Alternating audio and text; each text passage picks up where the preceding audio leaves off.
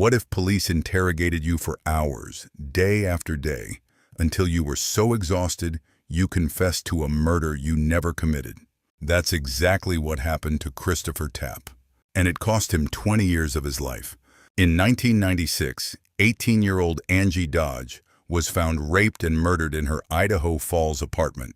Police had no solid leads, but they had a neighbor, a young, impressionable 20-year-old named Christopher Tapp. Over weeks of interrogation, police fed Tapp details of the crime and pressured him relentlessly. No lawyer, no breaks, just hours of psychological manipulation. Eventually, Tapp confessed.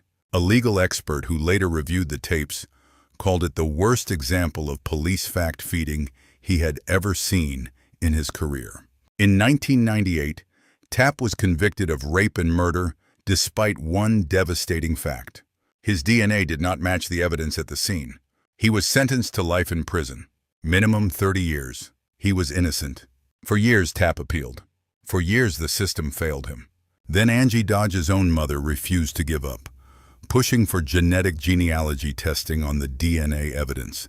In 2019, that testing identified the real killer, Brian Lee Drips, who lived just across the street from Angie. He confessed immediately.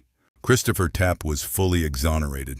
He sued Idaho Falls and won an $11.7 million settlement. He got married, bought a home, and dedicated his life to fighting for other wrongfully convicted people. But tragically, in 2023, he was found fatally injured at a Las Vegas hotel.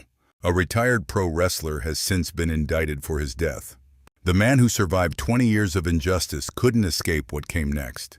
Christopher Tapp lost 20 years to a system that ignored the truth.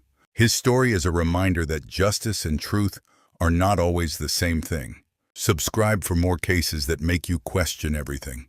Drop a comment. How does a confession with no matching DNA lead to a life sentence?